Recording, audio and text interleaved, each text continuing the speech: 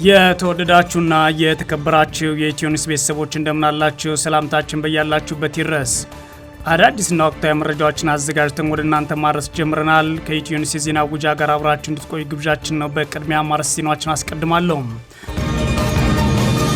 ፋኖች እጅ እንዲሰጡ አድርጉ ማለት የብልጽግና ባለስልጣን ሃይማኖት አባቶች ማስጠንቀቃቸው ተሰምቷል። የአማራ ክልል የብልጽግና ጽሕፈት ቤት ኃላፊ አቶ ይርጋ ሲሳይ ለሃይማኖት አባቶችና የአገር ሽማግሌዎች ፋኖ እጅ አሰጡን በማለት በቀነ ገደብ በማስቀመጥ ማስጠንቀቂያ ሲሰጡ ሰምተዋል።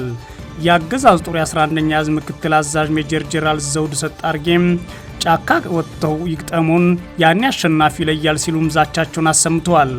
ዛሬም በአማራ ክልል የተለያዩ አካባቢዎች በአገዛዙ ጦርና ፋኖ ኃይሎች መካከል የሚደረገው ውጊያ በስፋት ቀጥሏል። በዝርዝር የምናየው ቀዳሚ ጉዳይ ነው። በኬንያ በቁጥጥር ስር ከዋሉ ስደተኞች መካከል 70% የሚሆኑ ኢትዮጵያውያን መሆናቸው ተሰማም። ባለፉት አንድ ዓመታት ውስጥ በኬንያ ስደተኞች በስፋት ገብተው ህገወጥ ሁኔታ የተያዙ ሲሆን ከነዚህ ውስጥ 70% የሚሆኑ ኢትዮጵያውያን ናቸው የተባለ ሲሆን ሪፖርቱ በኢትዮጵያ ጦርነት፣ ግጭትና አለመረጋጋት እየሰፋ ለመምጣቱ ዋነኛ መነሻ ምክንያት ያልሆኑ አስቀምጧል። በዝርዝር እናየዋለን። ኢትዮጵያ፣ ሱዳንና ደቡብ ሱዳን በፈረንጆቹ 2026 በተባበሩት መንግስታት ድርጅት በኩል የአሜሪካ እርዳታ ከሚያገኙ 17 ሀገራት መካከል ተካተቱ። በተባበሩት መንግስታት ድርጅትና በአሜሪካ መካከል በተፈረመ የ$2 ቢሊዮን ሰብአዊ እርዳታ ስምምነት መሰረት በብልጽግና አገዛዝ ውስጥ በቀውስ ውስጥ ያለችው ኢትዮጵያ ድጋፍ ከሚደርሳቸው 17 ሀገራት ውስጥ በችግር ውስጥ ያሉ ሀገራት መካከል ቀዳሚ ተብላ ተመድባለች። በዝርዝር እናየዋለን። ሳውዲ አረቢያ ከተባበሩት አረብ ኤሚሬቶች የተላከ የጦር መሳሪያን አወደመችም። ሳውዲ አረቢያ በየመን የወደብ ከተማ ሙካላ ላይ እየተራገፈ የነበረና ከተባበሩት አረብ ኤሚሬት የተላከ ነው የተባለ የጦር መሳሪያ በቦምብ ነው ያወደመችው። ምክንያቱ ምንድነው የሚለውን በዝርዝር እንመለከታለን። የሶማሊያው ፕሬዝዳንት ሐሰን ሼክ መሐመድ ትላንት ወደ ቱርክ አቅንተዋል። ፕሬዝዳንቱ እስራኤል ለሶማሊላንድ የሉዓላዊ ሀገርነት እውቅና ከሰጠች በኋላ ወደ ውጭ ሀገር ሲጓዙ ይህ የቱርክ ጉዟቸው የመጀመሪያ ሆኗል። ቱርክ ለሶማሊያ የምትሰጠውን የአንድነት ድጋፍ እያጠናከረች በመጣችበት ጊዜም እስራኤል ለሶማሊላንድ የሰጠችውን የሀገርነት እውቅና የተቃወመች ሲሆን የሶማሊያው ፕሬዝዳንት ደግሞ ወደ ቱርክ ማቅናታቸውን የተሰማው በዝርዝር ነው ያለን። በኢራን ላይ ተጨማሪ ጥቃት ሊፈጸም እንደሚችል ትራምፕ ተናገሩ። ሐማስ ትጥቅ የማይፈታ ከሆነም ከባድ ቅጣት ይጠብቀዋል ብለዋል ፕሬዝዳንት ትራምፕ በእነዚህ ጉዳዮችና ሌሎች ጉዳዮችን በተመለከተ ከእስራኤሉ ጠቅላይ ሚኒስትር ቤንያሚን ኔታንያሁ ጋር ውይይት አድርገዋል። የተወደዳችሁና የተከበራችሁ የኢትዮኒውስ ቤተሰቦች አብራችሁ ስቆዩ እነዚህና ሌሎች ትሰማላችሁ። መልካም ቆይታ ይሁንላችሁ። ፋኖች እጅ እንዲሰጡ አድርጉ በማለት የብልጽግና ባለስልጣን የሃይማኖት አባቶችን ማስጠንቀቃቸው ተሰማ። የአማራ ክልል የብልጽግና ጽሕፈት ቤት ኃላፊ አቶ ይርጋ ሲሳይ ለሃይማኖት አባቶችና የአገር ሽማግሌዎች ፋኖ እጅ አሰጡልን በሚል ቀነ ገደብ በማስቀመጥ ማስጠንቀቃቸውን ሲሰጡ ሰምተዋል። የአገዛዙ ጦር 11ኛ ዕዝ ምክትል አዛዥ ሜጀር ጄኔራል ዘውዱ ሰጣርጌ ደግሞ ጫካ ወጥተው ይግጠሙን ያኔ አሸናፊ ይለያል ሲሉ በፋኖና በህዝቡ ላይ ዝተዋል። ዛሬም በአማራ ክልል የተለያዩ አካባቢዎች በአገዛዙ ጦርና ፋኖ ኃይሎች መካከል የሚደረገው ውጊያ በስፋት ቀጥሏል። በዚህም በክልሉ ሰሜን ሸዋ ዞን ምንጃር ቀጠና የፋኖ ኃይሎች በከፈቱት የደፈጣ ጥቃት በተሽከርካሪ ይጓዙ የነበሩ የአገዛዙ ጦር አባላት ላይ መገደላቸውን የአማራ ፋኖ ብሔራዊ ኃይል ደቡብ አማራ ቀጠና ሳምነው ዝና ያስታወቀው። ከኦሮሚያ ክልል መተሃራ ከተማ ተነስቶ ወደ ምንጃር ቀጠና በረህት ወረዳ መተብላ ከተማ ሲንቀሳቀስ የነበረ የአገዛዙ ጦር ነው በፋኖ ኃይሎች የደፈጣ ጥቃት ውጊያ የተከፈተበት። የአገዛዙ ጦር በኦራል ወታደራዊ ተሽከርካሪ ሲጓዝ በነበረበት ወቅት በምንጃር ሸንኮራ ባልጭ ከተማ ቅርብ ርቀት አምቢሲ የተባለ ስፍራ በተፈጸመው በዚህ የደፈጣ ጥቃት ቁጥራቸው ያልታወቁ የአገዛዙ ጦር አባላት የሞትና የአካል ጉዳት እንደደረሰባቸው የፋኖ የመረጃ ምንጮች ለኢትዮኒውስ ተናግረዋል። በተመሳሳይ በዛሬው ዕለት ታህሳስ 21 2018 ዓ.ም የፋኖ ኃይሎች በምስራቅ ጎጃም ዞን እነማይ ወረዳ በከፈቱት ውጊያ የአገዛዙ ጦር አባላት መገደላቸውን ነው የፋኖ ኃይሎች ያስታወቁት። በወረዳው አንስላል፣ ባንጃ ሸረርና ደንሳ እንቆራ አካባቢዎች በተደረገ ውጊያ በርካታ የአገዛዙ ጦር አባላት ተገድለዋል ሲሉ የአማራ ፋኖ ብሔራዊ ኃይል ምዕራብ አማራ ቀጠና ቴዎድሮስ ዕዝ አስታውቋል። በደቡብ ወሎ ዞን በተደረገ ውጊያ ደግሞ ከፍተኛ የመከላከያ አመራሩን ሹፌር ጨምሮ የአገዛዙ ጦር አባላት መገደላቸውን የአማራ ፋኖ ብሔራዊ ኃይል ምስራቅ አማራ ቀጠና ምኒልክ ዕዝ አስታውቋል። ታህሳስ 2018 ዓ.ም በዞኑ ተንታ ወረዳ ጊሸን መገንጣያ ተሪ ተራራ አካባቢ የፋኖ ኃይሎች በከፈቱት የደፈጣ ውጊያ ነው አመራሩን ጨምሮ በርካቶች ሲገደሉ የአገዛዙ ጦር ዙ 23 መሳሪያና ወታደራዊ ተሽከርካሪ ወድሟል ሲል አፋባ ያስታወቀው። በሌላ በኩል የአማራ ክልል የብልጽግና ጽሕፈት ቤት ኃላፊ አቶ ይርጋ ሲሳይ ለሃይማኖት አባቶችና የአገር ሽማግሌዎች ቀነ ገደብ በማስቀመጥ ማስጠንቀቂያ መስጠታቸው ተሰምቷል። የብልጽግና ወታደራዊና የፖለቲካ አመራሮች በህዝቡ ላይ የሚያርሱ ዛቻና የቀነ ገደብ ማስጠንቀቂያዎች ህዝቡን ጨምሮ ለማጥፋት ዓላማ እንዳላቸው የሚገልጹባቸው የመድረክ ንግግሮቻቸው ቀጥሏል። የብልጽግና አመራሩ አቶ ይርጋ ሲሳይ በሰሜን ወሎ ዞን መርሳ በተደረገ ስብሰባ የሀገር ሽማግሌዎች፣ የሃይማኖት አባቶች በ10ና በ15 ቀናት ውስጥ ፋኖችን አነጋግራቸው እንድታስገባቸው ኃላፊነት ተሰጧቸዋል። ይህ የማይሆን ከሆነ እርምጃ እንወስዳለን ሲሉ አስጠንቀዋል። አቶ ይርጋ ሲሳይን የሚሉት ታዲያ ከዚህ በፊት ለ3 ዓመታት በፋኖ ላይ ከፍተኛ ውጊያ በምድርና በሰማይ መክፈታቸውን ስተውት ይመስላል። ማስመር የምፈልገው የሃይማኖት አባቶችና የሀገር ሽማግሌዎች ተነጋግራቸዋል፣ ተወያይታቸዋል፣ ህዝቡ ኃላፊነት ሰጥቷቸዋል፣ አደራጅቷቸዋል። በቀጣይ 10 እና 15 ቀን ውስጥ ልክ በባለፈው እንደጀመራችሁት ሁሉ እነዚህ ልጆች አነጋግራችሁ አዋይታችሁ አሳመናችሁ ማምጣት አለባችሁ፣ ማስገባት አለባችሁ። በሌላ በኩል የአገዛዙ ጦር 11ኛ እዝ ምክትል አዛዥ ሜጀር ጀነራል ዘውዱ ሰጣርጌ ደግሞ ጫካ ወጥተው ይግጠሙ ሲሉ ተደምጠዋል። የጦር አዛዡ ጫካ ወጥተው ይግጠሙን የሚሉት የፋኖ ኃይሎች በከተማ ያሉ ማሰላቸው ሆኖ እንደሆነ ባይታወቅም የፋኖ ኃይሎች ግን ላለፉት ዓመታት እየገጠሟቸው ያሉ በጫካ መሆኑ ይታወቃል። ታዲያ የጦር አዛዡ እጅ አልሰጥም የሚል ኃይል ከቤተ ክርስቲያንና ከመስጂድ ወጥቶ ጫካ ይግጠመን ያኔ አሸናፊ ይለያል ሲሉ በቤተ ክርስቲያንና መስጂድ ብቻ ነው እየተዋጋን ያለነው ማለት አስተያየታቸውን ሰጥተዋል። ይሄን እምቢ ያለ ኃይል ካለ ከቤተ ክርስቲያንና ከቤተ መስጊድ ከከተማ መውጣት አለበት። ምክንያቱም የውጊያ ቦታ ጫካ ወይም በረሃ መሆን አለበት። ያኔ አሸናፊው ይለያል፣ ችግር የለም። ሜጀር ጀነራል ዘውዱ ሰጣርጌ ከቤተ ክርስቲያንና መስጂድ ወጥተው ይግጠሙን ሲሉ ምን ለሚሉት እንደሆነ ባያብራሩም አሁን ላይ በክልሉ ቤተ እምነቶች ተጠልሎ የሚዋጋ ኃይል ስለመኖሩ ራሱ የብልጽግና አገዛዝም ሆነ ሌላ አካል ሲናገር አልተሰማም። አቶ ይርጋ ሲሳይ እና ሜጀር ጀነራል ዘውዱ ሰጣርጌ ይህንን የሚሉት የሃይማኖት አባቶችና የሀገር ሽማግሌዎች ሰብስበው ነው። ላለፉት ተከታታይ ቀናት በክልሉ የተለያዩ አካባቢዎች ተሰማርተው ከአገዛዙ ጦር አዛዦች ጋር ስብሰባ እየመሩ የሚገኙት የብልጽግና ከፍተኛ አመራሮች የአማራ ህዝብ ጥያቄ ይዘው የሚታገሉ የፋኖ ኃይሎች ጋር ሀቀኛ የፖለቲካ መፍትሄ ለመስጠት ከመሞከር ይልቅ የሀገር ሽማግሌዎችን፣ ወላጆችና የሃይማኖት አባቶችን ፋኖን አስገቡልና ለበዚያ እርምጃ እንወስዳለን በሚል እየዛቱ ቀጥለዋል። በየዕለቱ በቀንና በሌሊት ከፋኖ ኃይሎች ጋር ውጊያ ላይ የሚገኘው የብልጽግና አገዛዝ ፋኖ እጅ የማይሰጥ ከሆነ እርምጃ ወስዳለሁ ማለቱ አስገራሚ ነው። 3 ዓመታት ለተጠጋ ጊዜ ሁሉንም እዞችን ወደ አማራ ክልል አስገብቶ እየተዋጋ የሚገኘው አገዛዙ ዛሬም ድረስ ፋኖ እጅ የማይሰጥ ከሆነ እርምጃ ወስዳለሁ ማለቱ ታዲያ እስካሁን ምን እያረክ ነው? እርምጃ እየወሰድክ አይደለም ወይ የሚለውን ጥያቄ ያስነሳ ሆኖበታል። በኬንያ በቁጥጥር ስር ከዋሉ ስደተኞች መካከል 70% የሚሆኑ ኢትዮጵያውያን መሆናቸው ተሰማ። ሪፖርቱ ይፋ እንዳደረገው በኢትዮጵያ ጦርነት፣ ግጭትና ለመረጋጋት እየሰፋ መምጣቱን ያመለክታል ተብሏል።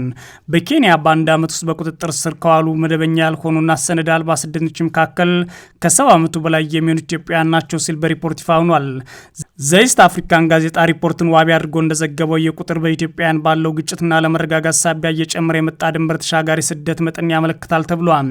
በፕሬዚዳንት ዊሊያም ሩቶ ለኬንያ ፓርላማ የቀረበውና ከመስከረም 2017 እስከ ነሐሴ 2017 ዓ.ም ያለውን ጊዜ የሚሸፍነው ዓመታዊ የብሔራዊ ደህንነት ሁኔታ ሪፖርት እንደሚያሳየው በቁጥጥር ስር ከዋሉ 953 ስደተኞች መካከል 670ዎቹ ወይም 70% የሚሆኑት ዜጎች ኢትዮጵያውያን ናቸው። ከኢትዮጵያውያን በመቀጠል ሶማሊያውያን፣ ቡሩንዲያውያንና ኤርትራውያን በቅደም ተከተል በህገ ወጥ ስደተኝነት ወይም ሰነድ አልባ ሆነው ተገኝተዋል። ግኝቱን ጠቅሶ ዘኢስት አፍሪካ እንደዘገበው የኬንያ ባለስልጣናት የኢትዮጵያን ስደተኞች ቁጥር በከፍተኛ ሁኔታ ሊጨምር የቻለበት ምክንያት በአማራና ኦሮሚያ ክልሎች ረጅም ጊዜ ያስቆጠረ ጦርነት እንዲሁም ግጭትና በትግራይ ክልል ከቀጠለው የፖለቲካ ውጥረት ጋር ተያይዞ ነው ብለዋል። ሪፖርቱ አክሎም በትግራይ እየጨመረ የመጣው የፖለቲካ ውጥረትና የፕሪቶሪያ የሰላም ስምምነት አፈጻጸም መዘግየት ዳግም ግጭት ሊቀሰቅስ ይችላል የሚል ስጋት በመፍጠሩ ሰዎች በስፋት ወደ ኬንያ እየገፋፋቸውና በህገወጥ መንገድ ሊገቡ ይችላሉ ብሎ የኬንያ መንግስት ስጋት እንዳለው ገልጿል። ፕሬዚዳንቱ ሩቶ የኬንያ የተሻለ ማህበራዊና ኢኮኖሚያዊ ሁኔታ ስደተኞች ለተሻለ የትምህርት ኢኮኖሚና ማህበራዊ እድገት ፍለጋ ወደ ሀገሪቱ እንዲገቡ እያደረጋቸው ነው ማለት ኢትዮጵያውያን ስደተኞች ወደ ኬንያ የሚገቡት ምንም እንኳ ህገወጥ ሆነው ጭምር ቢሆንም የተሻለ ህይወት ፍለጋ እንደሆነ ሲናገሩ ተደምጠዋል። ኬንያ ከምስራቅና መካከለኛው አፍሪካና ከአፍሪካ ቀንድ ለሚነሱ መደበኛና መደበኛ ላልሆኑ ስደተኞች ዋና የመሸጋገሪያ ማዕከል መሆኗ ሪፖርቶች ገልጸዋል። እነዚህ ሁኔታዎች ደግሞ እንደ ጦር መሳሪያና አደንዛዥ ዝውውር፣ ህገወጥ ስደትና የታጠቁ ቡድኖች በተለይም የኦሮሞ ነጻነት ሰራዊት ሰርጎ መግባት ጨምሮ ድንበር ተሻጋሪ ስጋቶች እንደሚፈጥር በሪፖርቱ ላይ ተጠቅሷል። የኬንያ ባለስልጣናት እንዳሉት ሀገሪቱ ከኢትዮጵያ ጋር በገባችው የልዩ ሁኔታ ስምምነት ላይ በመመስረት የኦሮሞ ነጻነት ሰራዊት አባላት ኢላማ ያደረገ የድንበር ኦፕሬሽን ጨምሮ የጋራ የጸጥታ ስጋቶች ለመፍታት ተጥራለች ተብሏል። ፕሬዚዳንት ሩቶም ይህ የትጥቅ እንቅስቃሴ ለመግታት አግዞናል ሲሉ ተደምጠዋል። ኢትዮጵያ፣ ሱዳንና ደቡብ ሱዳን በፈረንጆቹ 2026 በተባበሩት መንግስታት ድርጅት በኩል የአሜሪካ እርዳታ ከሚያገኙ 17 ሀገራት መካከል ናቸው ተባለ። በተባበሩት መንግስታት ድርጅትና በአሜሪካ መካከል በተፈረመው የ$2 ቢሊዮን የሰብአዊ እርዳታ ድጋፍ ስምምነት መሰረት ኢትዮጵያ ድጋፍ ከሚደርሳቸው 17 በችግር ውስጥ ያሉ አገራት መካከል አንዷ መሆኗን የተባበሩት መንግስታት ድርጅት ሪፖርት ይፋ አድርጓል። የብልጽግናው አገዛዝ እርዳታ አልቀበልም ራሴን ችያለሁ እያለ የሚያወራ ቢሆንም አሁንም ለሀገር ውስጥ ዜጎችና ተፈናቃዮች እርዳታ ዓለም አቀፍ ተቋማት እየተደለደለለት ይገኛል። ሰኞ ዕለት በጄኔቫ በይፋ የጸደቀው የስምምነት በተባበሩት መንግስታት ድርጅት ግምገማ መሰረት በዓለም ዙሪያ እየጨመረ የመጣው የሰብአዊ እርዳታ ፍላጎትን ለመመለስ አሜሪካ ለዓለም አቀፍ የእርዳታ ስራዎች የገንዘብ ድጋፍ እንድታደርግ ያስችላታል ተብሏል። የተባበሩት መንግስታት ድርጅት የአደጋ ጊዜ እርዳታ አስተባባሪ ቶም ፍሌቸር ስምምነቱን ታሪካዊ ሲሉ አሞካሽተውታል። አክሎም ስምምነቱ በሚሊዮን የሚቆጠሩ ሰዎች ህይወት ለመታደግ እንደሚረዳና ኢትዮጵያን ጨምሮ በተለይም በግጭት ምክንያት በተፈጠረ መፈናቀል፣ በምግብ ዋስትና ጦትና በአየር ንብረት ለውጥ ተጽዕኖ ሳቢያ የሰብአዊ እርዳታ ፍላጎት በከፍተኛ ሁኔታ የሚታይባቸው ሀገራት ጉልህ ሚና እንደሚኖሩ ገልጸዋል። በስምምነቱ የፊርማ ስነ ስርዓት ላይ ንግግር ያደረጉት ፍሌቸር ከጊዜ ወደ ጊዜ አስቸጋሪ እየሆነ በመጣ ሁኔታ ውስጥ ሆነው ለሚሰሩ የረድኤት ሰራተኞች አድናቆት አለኝ ብለዋል። ያለፈው ዓመት በሰብአዊ ድጋፍ ስራ ለተሰማሩ ሁሉ እጅግ በጣም ፈታኝ ነበር ያሉት ፍሌቸር፣ ሆኖም እነዚህ ተግባራት ቢኖሩም አሁን ላይ የተፈረመው የገበያ ስምምነት ለተሻለ ተስፋ አዲስ መሰረት የሚጥል ነው ባይ ናቸው። ቀጠል አድርገውም በሚሊዮኖች የሚቆጠሩ እንዲያውም ከዛ በላይ የሆኑ ሰዎች እጅግ በጣም የሚያስፈልጋቸውን ድጋፍ ያገኛሉ ያሉ ሲሆን በተጨማሪም የገንዘብ ድጋፍ በመጪው ዓመት ውስጥ በ10 ሚሊዮኖች የሚቆጠሩ ሰዎችን ህይወት ለመታደግ ይረዳል ብለዋል። ስምምነቱ ከኢትዮጵያ በተጨማሪ በደቡብ ሱዳን፣ ዩክሬን፣ ሄይቲ፣ ናይጄሪያ፣ ሞዛምቢክ፣ ማይናማር፣ ዲሞክራቲክ ሪፐብሊክ ኮንጎ፣ ባንግላዴሽ፣ ሶሪያ፣ ኡጋንዳ፣ ኬንያ፣ ቻድ እንዲሁም ጓቲማላ፣ ሆንዱራስና ኤልሳልቫዶር የሚከናወኑ የሰብአዊ ረድኤት ስራዎችን ያጠቃልላል የተባለው። በተጨማሪም ለተባበሩት መንግስታት ድርጅት ማዕከላዊ አደጋ ጊዜ ምላሽ ፈንድ የሚመደብ በጀትንም ያካትታል። የገንዘብ ድጋፉ በዓለም ዙሪያ ለ87 ሚሊዮን ሰዎች እርዳታ ለማድረስ የታቀደ የተባበሩት መንግስታት ድርጅት የ2026 የሰብአዊ ድጋፍ እቅድን ለማገዝ የታለመ መሆኑ ተመላክቷል።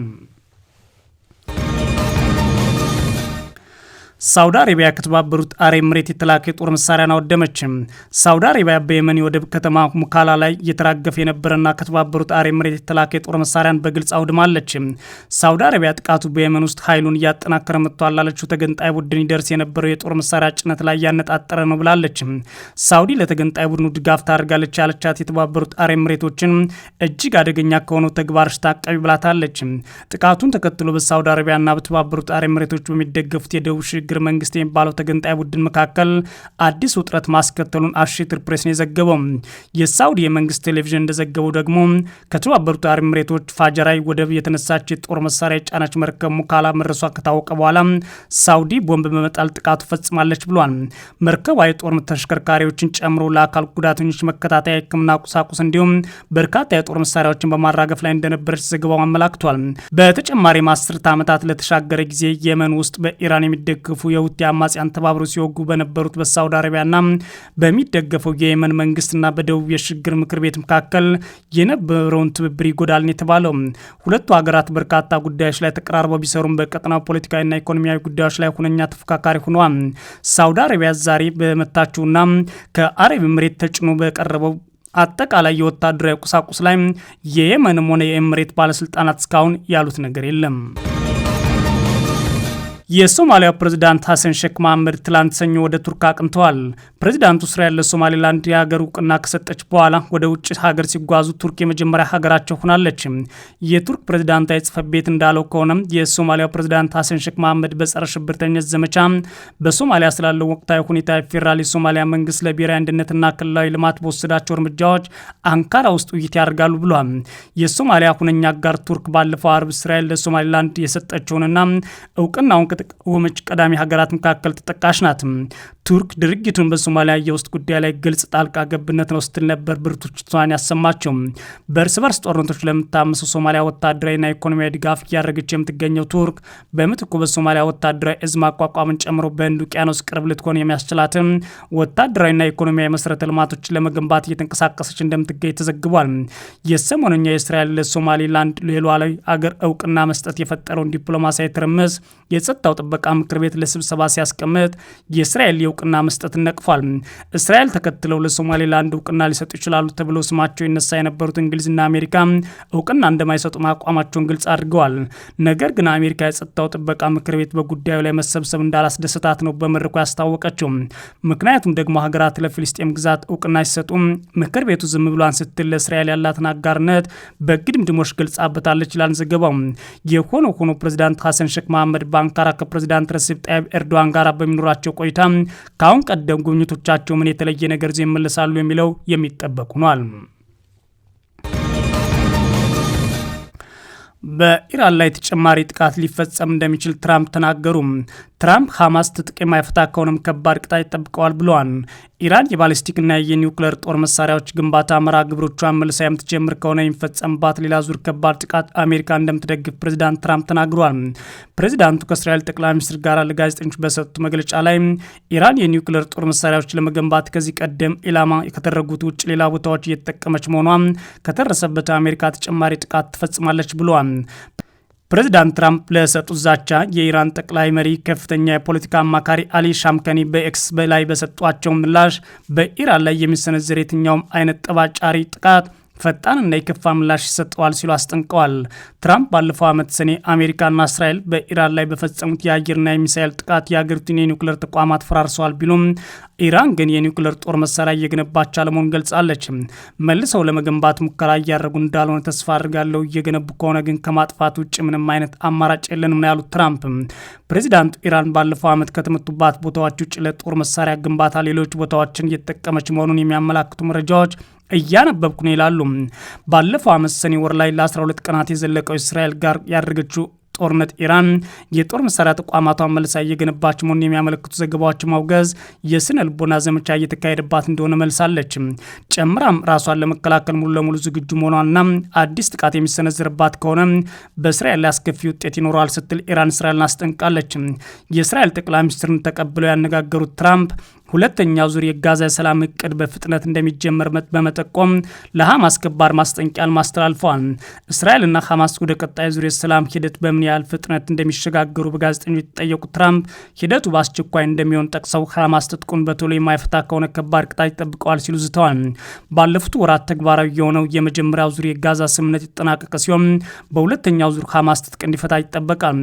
ትራምፕ እቅዳቸው በሆነው የሰላም ስምምነት ወደ ሁለተኛው ምዕራፍ እንዲሸጋገር መፈለጋቸው በቅዳቸው መሰረት በፍጥነት ወደ ሁለተኛ ምዕራፍ መሸጋገር አለብን፣ ነገር ግን ትጥቅ ማስፈታት መኖር አለበት ብሏል።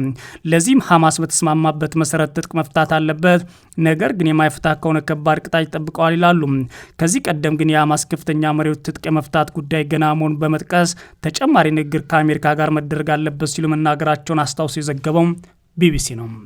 የተወደዳችሁና የተከበራችሁ የኢትዮ ኒውስ ቤተሰቦች መረጃዎቻችን እነዚህ ነበሩ። መልካም ጊዜ እመኛለሁ።